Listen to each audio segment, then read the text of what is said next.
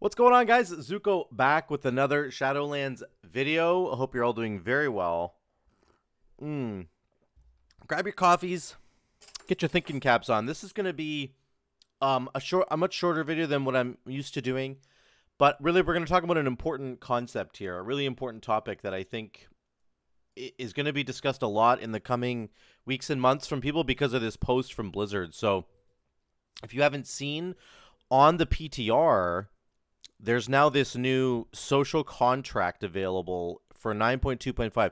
This is something that we're going to have to sign when we get into 9.2.5, which is the next patch that's coming, right? In Shadowlands. This isn't even like a 10.0 thing in Dragonflight. So this is interesting. I'm going to go through the whole thing. It's not very long.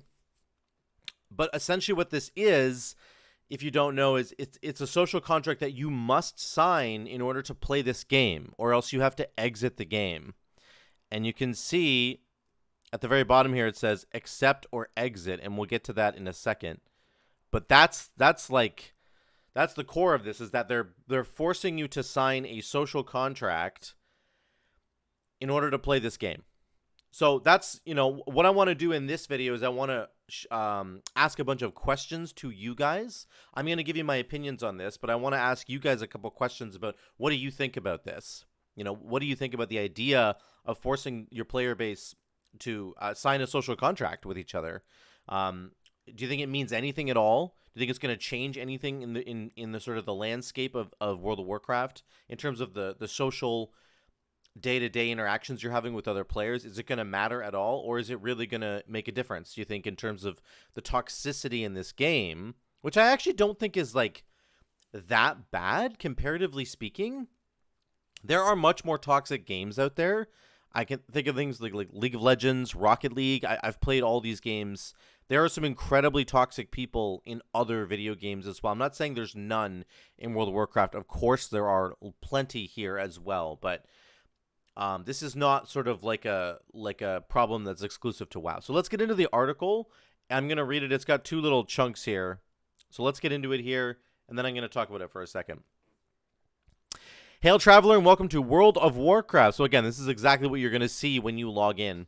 Azeroth is a living world full of people like you, other players with different backgrounds, cultures, experiences, and histories, who have all come together to play World of Warcraft. Every player deserves to have a world that they feel safe in, so please take a minute to read our social contract. While in Azeroth, do your best to connect with other players and make friends, be courteous in group content. Being courteous in group content can help you and your teammates have the best time possible. Sending a friendly hello message can help set your group up for success. Play as a team with your fellow players, whether in dungeons, raids, battlegrounds, arenas, or out questing in the world. Do your best to support your team through your communication and behavior so that you can celebrate your success together. I will say just really quickly that some of the best friends that I think I've ever made in World of Warcraft, or in games like Rocket League, or in games like League of Legends, in any of these games, is just random people that I found that I was being nice to. Or they were nice to me. They were like, "Oh my god, that was a great shot," or you saved the whole dungeon with that player there. I'm like, "Thanks, man." And then we just get chatting, and then boom, you've sort of made a friend. And I do think that there's some truth to that. There's some real truth to the fact that you just being not a dick to people can go a long way, and it feels like sometimes it's very rare to sort of find people who are not just immediately a dick. The most common people to find in any video games is just people who sort of say nothing at all. They're not mean, but they're not giving you compliments. And then more common people to find are usually toxic people who are ready and willing to tell you that you're an idiot and that you did something wrong. The rarest people to find on these games is people who give you a genuine compliment at the end of a dungeon, at the end of a game, whatever you're doing. So, they're encouraging people to obviously play like that, which is interesting. Assist other players that you encounter in the world. Maybe they need some help defeating a tough monster, or maybe they could use a little healing. I think that this is missing from the vanilla / early days, when there was world bosses and stuff that were very, very impossible to defeat, or there wasn't the looking for group thing, which did sort of wreck that social fabric, right? And that's just like the evolution of the game. It has to evolve a little bit, or a lot actually, over time. The game's like 15 years old, even more than that, right? So there has to be some evolution of the game. It can't just stay static the entire time. So this idea of like you running around the open world, assisting people, like another adventure that you happen to come across, that is not as prevalent as it used to be today, or as used to be back in the day, because the content isn't designed that way anymore.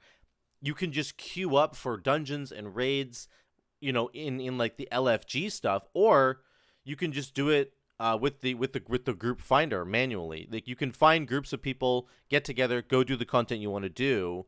Or obviously we have things like Discord now, which didn't exist 15 years ago, and it's so much easier to just have a guild on Discord, and it's a home for you now, and you get on Discord, you find your buddies, and you jump into the game together, and you play together. So this idea of sort of running around in the adventure and finding random people to help, to assist, and to sort of make a lifelong friend that way, that doesn't really exist anymore, right? So because we have all these other ways of finding all these other social aids, to come alongside and help us to find people. So it's interesting just to think about that. That sort of organic like ability to find people and start groups doesn't really exist anymore. And I think that has maybe like, it doesn't help to increase toxicity, but it's taken away part of the game that used to exist, which I think encouraged us to take a chance on somebody.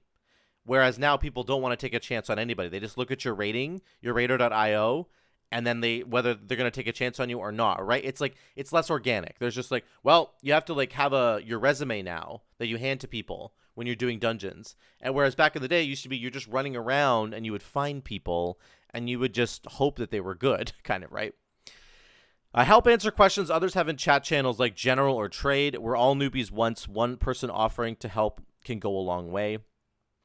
I do think that other games do this a lot better. Like Guild Wars 2, right, has a system where if you want to be that person to help other people, you get like a symbol over your head, and like when you're running around, new people can like see you in the starter zones, and they can come ask you questions, and you can assist new people in the game. I think that's a really cool system that World of Warcraft should like adopt.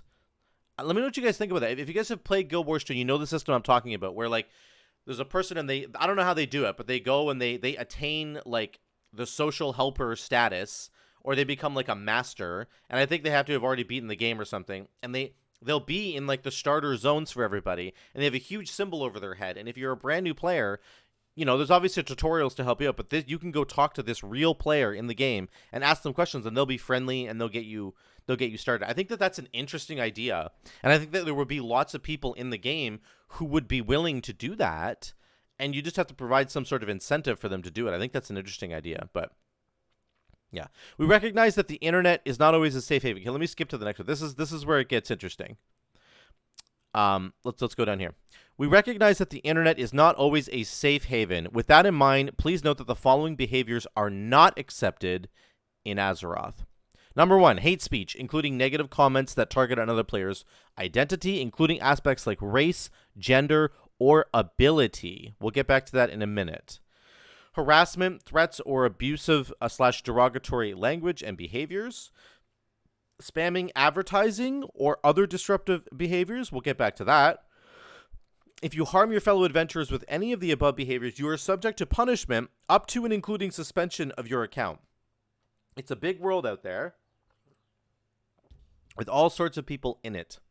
So please try to be respectful of each other, and if you ever feel like somebody is acting against this code, please report those behaviors so that our team can look into it. Together we can help make the World of Warcraft a safe home away from home for everyone. So this is where it gets interesting. We talked about the positive stuff on the last page. This is all the negative stuff here. So hate speech, including negative comments that target another player's identity, including aspects like race or gender. 100%, I think we're all on the same page with this one. Of course, I don't ever want to be in a group where somebody is being obviously negative, and then on top of that, if they're being racist, if they're targeting someone's identity, if they're being bigoted, like, we don't want any of that kind of stuff. That's awful. any of sort of the comments against women, like women gamers and stuff. I think a lot of us are actually past that now. We all kind of grew up with a bit of a toxic landscape in the gaming community, like just in general. It just was a toxic place when it first came out. But we're all like older now. A lot of people are older and they're still playing this game. Like a lot of people who play WoW are like in their 30s. And I think we're all past those kinds of things. But this last piece about ability is interesting. Hate speech, including negative comments about their ability. And people in the comments were asking, like, well, does that mean I can't tell somebody that they're bad at the game? If I tell somebody they're bad at the game, they can report me? And it's like, we're not really sure. This seems like a bit of a slippery slope. I want to hear what you guys think about this part in particular. Obviously, the other hate speech is a no-brainer at this point, but I want to know what you guys think about this. Are we allowed to say to somebody in a dungeon, hey, I think that you're not doing this correctly, and I think if we want to get this dungeon done, you need to do this correctly. Or if you're in a raid and you're saying to somebody, listen, this mechanic is killing us because you are doing it wrong. You need to do it correctly.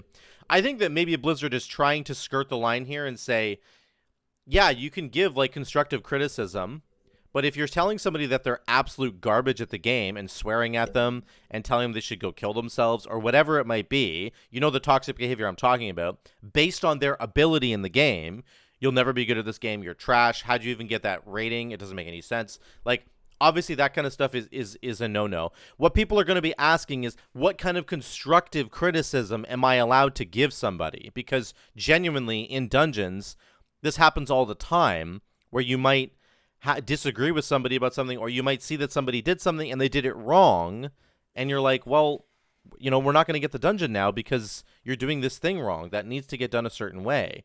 So there are moments where like constructive criticism is very helpful, but what if somebody takes that wrong? What if they take it as like you're just being an asshole, and like then they report you for it? And I think that part of that is going to be down here where Blizzard says our team will look into it and together we can help. So like, I do think that there's a bit of protection here for people who are trying to give constructive criticism, that if Blizzard looks at the chat log and they see that you weren't being a dick, you were actually just genuinely trying to be constructively critiquing this person, then I think you're going to be okay. But we don't know. We don't know, like, how much is Blizzard going to look into this, right? If I get reported by somebody for hate speech based on their ability, and Blizzard goes and looks at the tape, like, where is the line?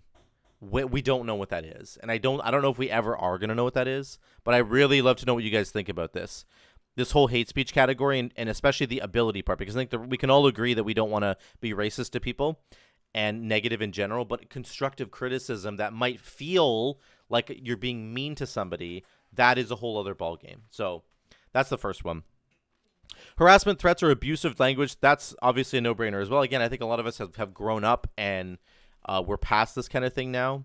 I think a lot of us are just older and more mature. It's like, if this dungeon doesn't look like we're going to time it, then it's disappointing, but I'm not going to start yelling harassment or threats or derogatory language at anybody just because I'm not going to time this one key. I can just go do another one.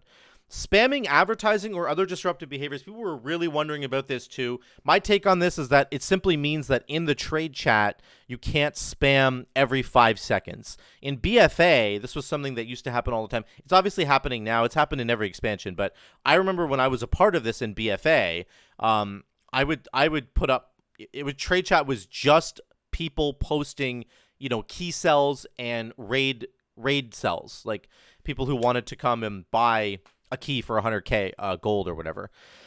I don't think Blizzard's not saying you can't ever sell keys anymore. That's not what they're saying. They're saying if you're going to go into trade chat and advertise that like a key cell, then it can't be every 10 seconds, 15 seconds. Again, they don't give us a time frame here.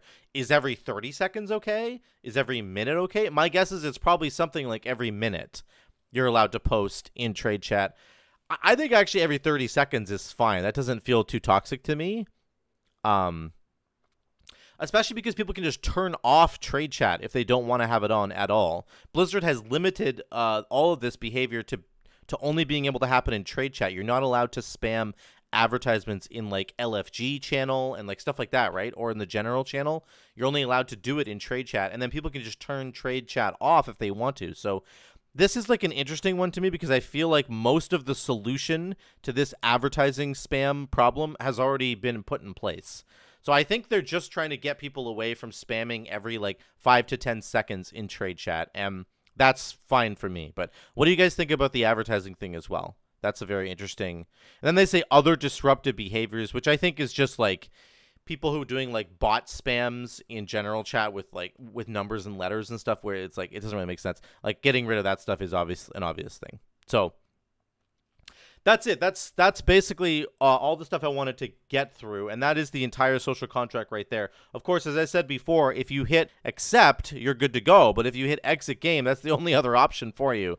So you must accept this if you want to play this game. And I think that that's just really interesting. I think that there's some gray areas here that are kind of dangerous, right?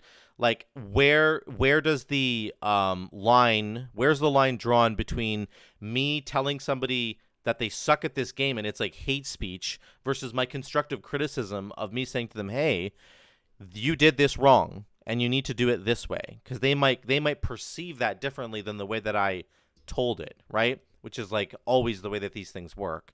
If you like you think that you're doing it in a constructively criticism way, and they took it as you just hating them, and it's like, well, where's the line going to be drawn there? That's Blizzard's job, I guess, to draw the line. So one of my big questions that I want to ask you guys, I've asked you a couple questions already, but one of the big ones is like, do you think that this entire contract is even Blizzard's job? Like, is this something that Blizzard should be doing in their game?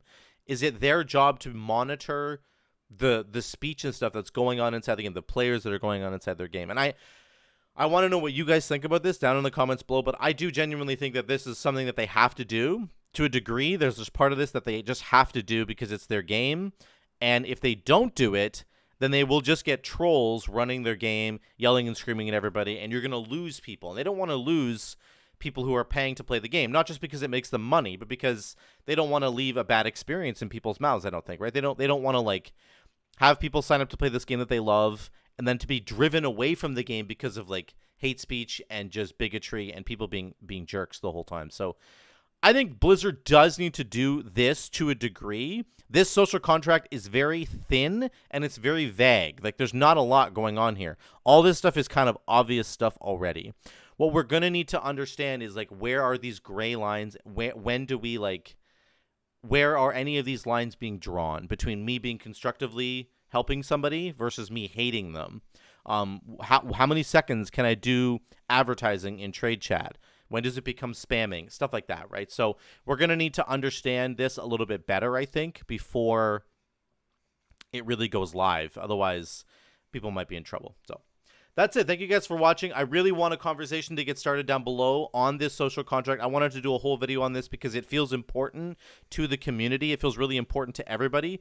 And I think that it's something that we need to talk about. So get down below and talk about this. Let me know what you think about this. I'm very interested to hear what you guys think. So thank you for watching. Drop a like down below if you liked the video. And if you haven't subscribed yet, go hit the big red button. Check out the Patreon link that will be linked below as well. And as always, guys, I love you, and I'll see you in the next one.